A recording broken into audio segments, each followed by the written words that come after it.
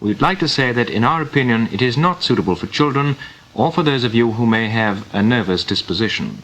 Hello, you bunch of snivelling degenerate, poovy, faggot-ridden, LSD-soaked, unwashed, filth-ridden, smelly-breathed, knobbly-kneed, half-baked, half-witted, stupid, effeminate, moronic, bog-brain loonies! So this week, oh my god, that man in the box! Yes, Mr. Producer. Oh, you like my t-shirt? Oh, good eye. The Munsters. She was quite nice. No, I won't be drinking at all. No drink this week. I spilt it last week and it's still all sticky everywhere. So no, I won't be drinking. And it's a bit of a serious section this week as well. Yeah. Okay. Alright, ta-das. Oh, that was a glowing report from Mr. Producer. Oi, thing. Oh, yes. Alright. Ta-das. Bye. Henry, can you run the VT, please? That's videotape for everybody else. It's a Monsters theme.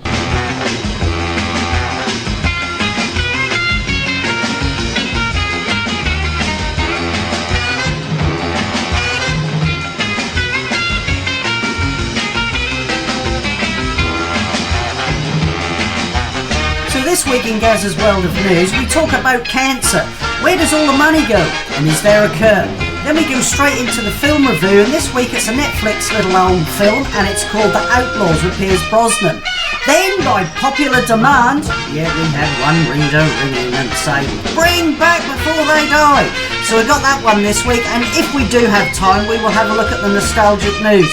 But last week we went over big time. 17 minutes. So let's see. Back to you, Gary.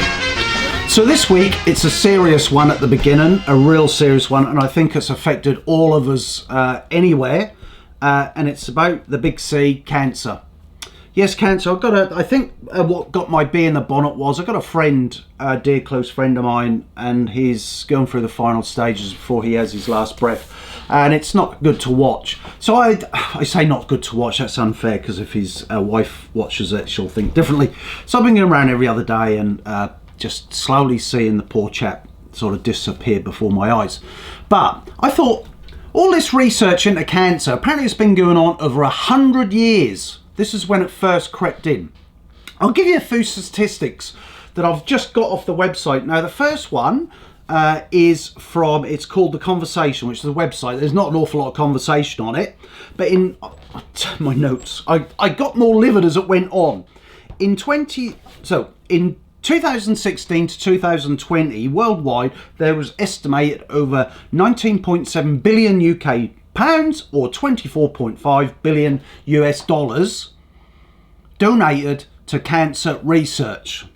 That's where my blood pressure went up. $24.5 billion in 4 years went to cancer research.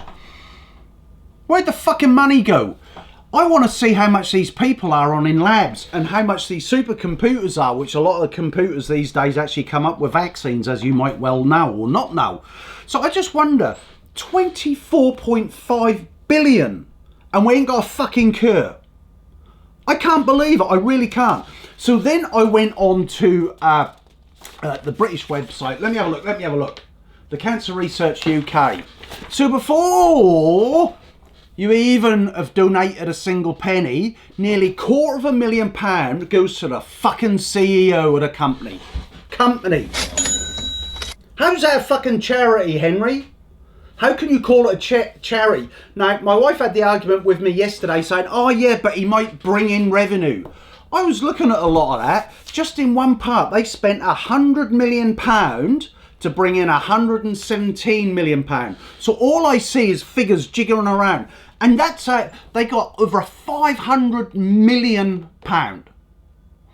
Now, there's going to be a fucking lot of admin, which means there's going to be a lot of people getting a lot of money, getting paid for this. So the CEO on £250,000, Henry. I dare say he'll even get a knighthood for that one day. And you know, I thought all of this shit, even on their website, It's scaremongering because they said 1 in 2 people in the UK are going to get cancer. There's over 70 fucking million people and they're saying 1 in 2 are going to get cancer. That's every other fucking person in the country.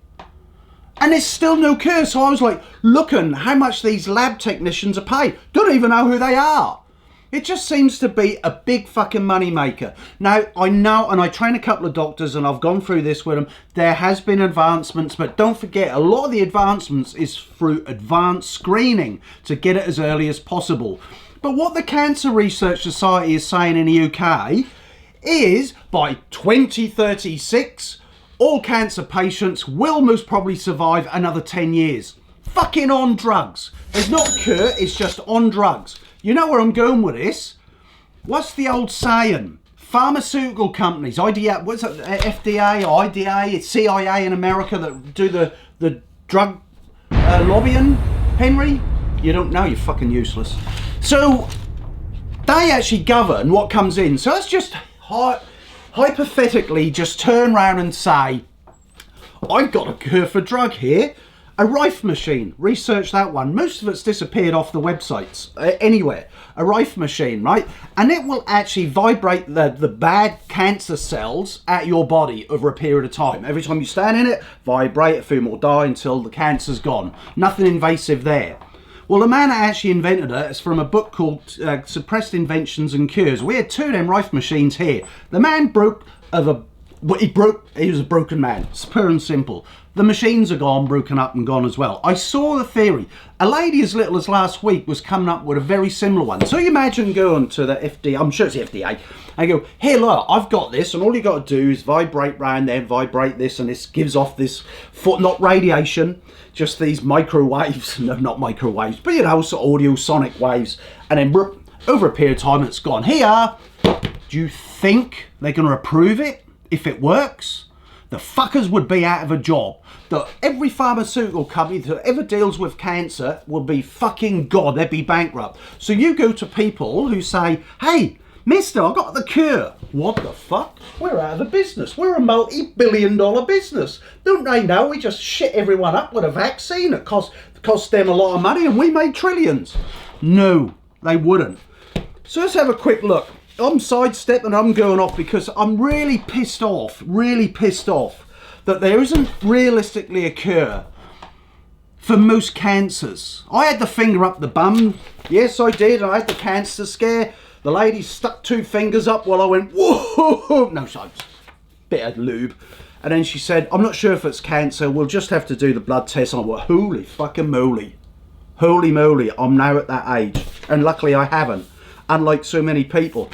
So I then went back to, let's do some, if there's no cure, let's do preventative. Preventative, hey Henry, prevent it happen. Do you know, on the Cancer Research site, it wasn't even a paragraph, it wasn't even a fucking line. It was eat healthy, restrict or have no alcohol. Yeah, that's what I thought. For fuck's sake, we know what's going on. It's the pesticides, it's the crap, it's the E numbers, the colours, it's everything they stick on our food is getting worse. So you imagine the numbers in the UK, not trying to scare you, but 1 in 2 people in the UK might be getting cancer. Wind forward another 20 years. It's almost like everyone will be getting it and oh, here's a pill, that'll keep you alive for another 10 years. Good luck with that. You might be in fucking pain. We might pill you up with painkillers and morphine and everything else. But we'll keep you alive. Don't worry. But where's the cure? It's been 100 years. And you've had billions and billions of dollars. And where's the fucking money gone? Where does the money go? I just see cancer research. Look, hospices and people like that and real carers. I've known people in hospices, real carers. They're different to these fuckers that take big fucking money, get a fucking knighthood, a big fucking pension. I bet he's got a top range fucking Range Rover or something as well from the Cancer Research. He might actually be a nice bloke as well. Charities, I should have done one on charities. Is there anything I've missed out? They are there to make money, big profit out of us. So that's that one dealt with. I'm not talking about the great care parents, hospitals and no-paid people and talking about the lab. I'm talking about the labs. How much are they getting paid? I can't find anywhere how much labs are getting paid out of these billions of dollars. And out of all this charity stuff that we keep fucking throwing them, if there was a cure, do you think you'd get it free? Not on your fucking Nelly. They charge you, so you give them money to do research, find a cure, and then they charge us. So I put here chemical sprays, injection animals with chemicals. It's pollution as well, linked to all sorts of other things, additives in our foods. Cheap shit food, all right? We're being pumped full of crap, and then vaccine for everything. I remember when I had the measles and stuff as a kid, school's got measles. Get the kid in the classroom with everybody else. Now we're being pumped with fucking everything. I went in to have my blood pressure and some anxiety.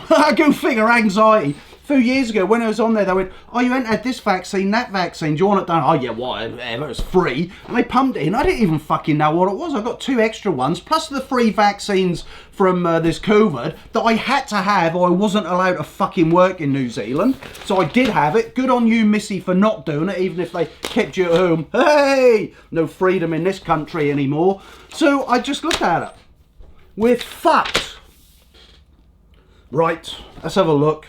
Not a cure, living on drugs, prevention, no, yeah, it's all there.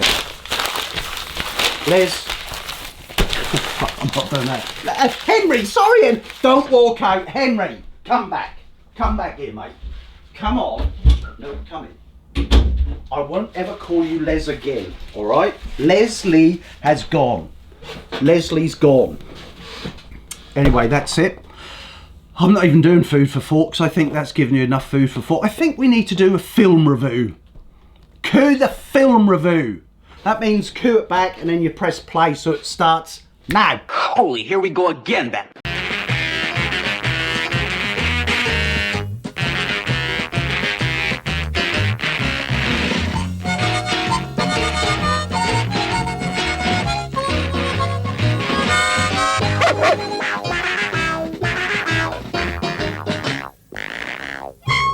So this week we're going to skim the surface on The Outlaws. It's a new film and it's on Netflix and it's by the Happy Madison production company. I have to say, Happy Madison has gone downhill somewhat over the last couple of years. I think it's since, what's his face? Hey, Henry, one with the hooter. Adam someone or other. Jewish fella. I can say Jewish. Sadler, that's it, Saddle Up. Since he took that seven film deal with Netflix, I think he's diluted his actually really, really good stuff. I watched Grown Ups the other day, 1 and 2. I just was hysterical. But this one, it was okay. It was a nice little filler. Pierce Brosnan looks as hot as, you know, he looks as hot as ever, eh? I nearly said the other guy. I mean, he's 70, but I mean, come on, he's doing really, really well. Did you know he's a net worth of over $200 million? Does anyone need 200 million? Let the bill. Oh no, we've done that one. And then we had the very sexy Ellen Barkin. Now she was really quite hot in the day. You'll be disappointed. I'll tell you now, you will be a bit disappointed with her in this one. But then again, she is 69. Come on, and we know women don't age as well as us men, do they? And I'm 60. Oh, yeah. What? How many times have you rang me today? Yes, I'm drinking a beer. I've been to see my old mate. We did the cancer thing. I went to see him. I've seen him 3 times since, and the man's practically gone. And I think it's really unfair. So you can fuck off.